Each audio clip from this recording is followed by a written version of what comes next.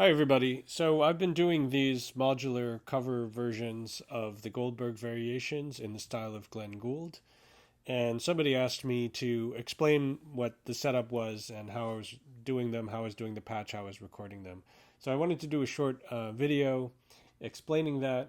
Pretty simple way of making great music on your modular using MIDI. Okay, so what we're going to want to do is create a new file in Logic or in whatever your DAW is. And we're going to want to have both external MIDI tracks. So I've created a few here. And we're going to want to have audio tracks for recording in.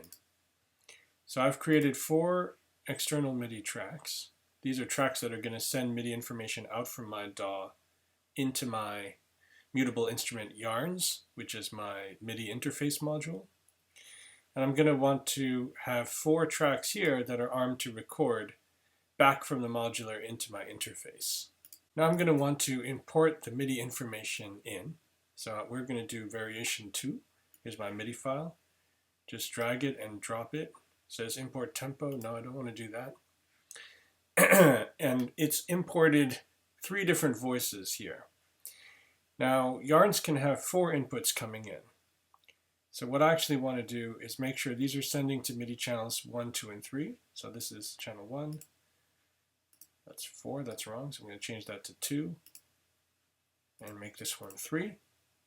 But if we wanted to, we could always go in here and just edit all the MIDI information. In fact, sometimes I might decide to edit it and change these lengths. See, if I select all, I can change these lengths a little bit, shorten them, so that the gate isn't always on, so that I can get more of an envelope feel and a more natural decay, rather than if the notes are all full length. So I'm actually going to go in and do that because I feel that ends up making it a little more musical. So you notice if I select all, I can shorten all the notes together. It's very easy and very quick to do that. And it gives us a little gap in between the notes. And I find that makes it a little bit more musical. So I've got all my MIDI information here. I'm going to do the patch, and then when I'm ready to record, I'm going to arm all these and just record them all in one take right into my DAW. I'm going to be relying on this module right here, which is Mutable Instruments Yarns. It's a MIDI interface. In order to do what we're doing, it's going to be a lot easier to use an interface like Mutable Instruments. In other videos, I've used the Deluge as an external sequencer. I also have sequencers here in my module. The Goldberg variations are very long, so I don't want to go through the pain of having to try to program all these and get them to actually play a sequence that long. That would be really hard. I also don't want to go into my Deluge and program everything. So what I did was the easy thing. I just downloaded the MIDI files, and there's lots of great classical music available already on MIDI. And I've got this MIDI input coming from my interface into Yarns. Now what I'm going to do is set Yarns so that it is set to 4M, which means 4 monophonic voices coming in. And I want to make sure that each part 1 is receiving information from MIDI channel 1. Part 2 needs to receive information from MIDI channel 2, 3, 3, and 4, 4. So now it's all set up. So now when MIDI is coming into here, it's listening to channels 1 through 4, and it's sending CV and gate outputs. Each pair of CV and gate out is going to come out of Yarns, and we're going to get CV and gate out. Now, obviously I want to send that CV to the pitch inputs of my oscillators. So I'm going to start patching those. I've got a couple of dedicated oscillators, the 2 wired anti-oscillators, the shapeshifter, the IntelliGel shapeshifter, which is a digital oscillator. I've got my Dixie, which is an oscillator. And in other videos I've shown that we can use many different things as oscillators. I've also tried to trigger samples from the sampler and pitch shift that, but the pitching is a little bit less accurate, so I didn't like the way that ended out. We could also make the filters self-oscillate, and we could play the filters. But we're going to go for the most basic method. So we're going to take the CV out send that into the 1 volt per octave of the 4 oscillators. So we've got channel 1 going to the Dixie, channel 2 going into our first anti-oscillator, 3 going into the 1 volt per octave of our other anti-oscillator, and then channel 4 we can send here. I need a longer patch cable, channel 4, CV output going into the pitch input here of the shapeshifter. So now we've got pitch coming in. If we took the outputs and just ran these straight to our DAW, we would get sound, but as you know from other videos, oscillators are always on, so we just hear continuous sound and noise coming from that. We want to use some kind of envelope, VCA, or we can use a filter to control the sound coming out. We're going to take one of the gate outputs, like this one. We're going to put that into the CV input of the filter. So when that receives a gate, it's going to open the filter.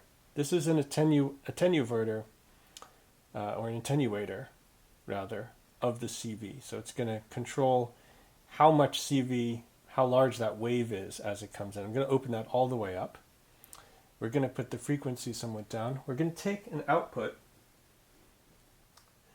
from, so this first CV is going to the Dixie. We're going to take one of the outputs. Let's take the pulse wave, so we can modulate that pulse wave. Put that into the input of the filter.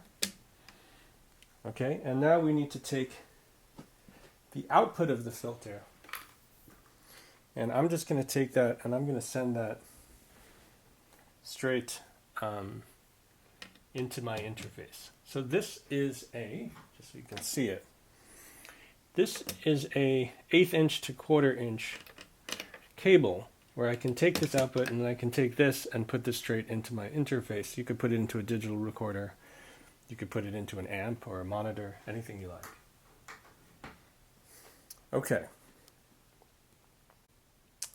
Okay, so what is this going to sound like? We're going to start playing the sequence. I'm just going to hit play in my DAW so that signal starts coming out, and we're going to record the sequence and see what happens.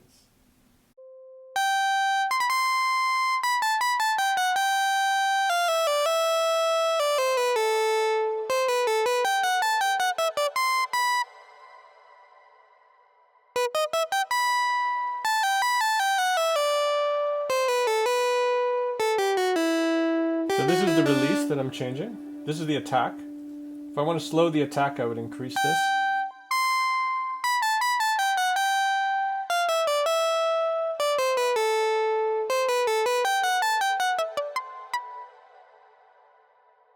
This is the decay. This is the sustain. Lower sustain sounds better. And this is the release. Very short release.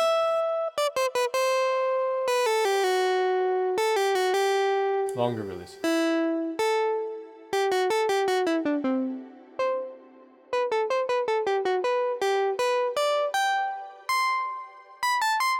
So that's sounding better. You can also change the octave.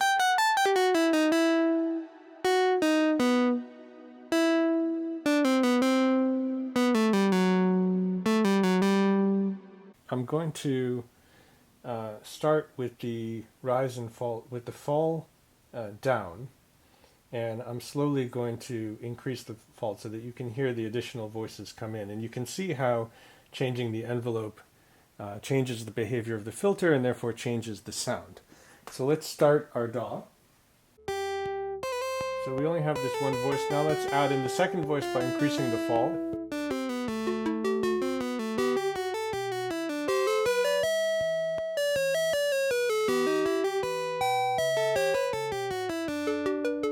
That's very short. Longer. That's very nice. Let's add the third voice.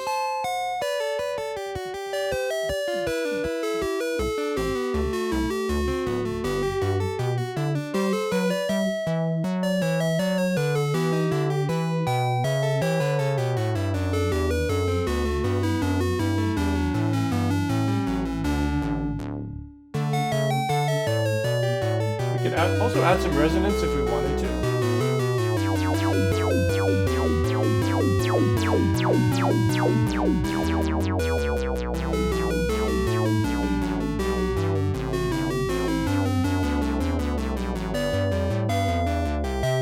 It's no resonance.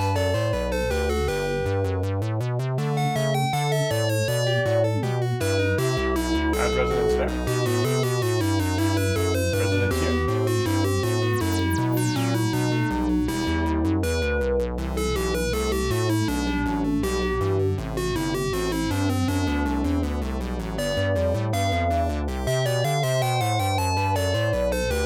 Just a tad of resonance sounds good to me. I do want to mention that actually beforehand you've got to tune the oscillators also, so that otherwise they're going to be wildly out of pitch with each other. And I actually want to tune these so that they are actually tuned to concert pitch, so that if someone hears this piece and they want to play along with it on their own instrument, they'd be able to do so. So now we can add the delay, we can add the clouds effects. We also want to add a little bit of modulation to make it a little more interesting. So we can use the Batumi and start sending modulation to different effects. I'm going to use the Batumi to send modulation to the delays, to turn the delays on and off. I like that. I can also send some pulse wave modulation into the Dixie to change that a bit. And I can send modulation into the anti-oscillators also to do some wave folding there. So let's do that. As mentioned, I'm also going to take some of the CV here and use this to modulate.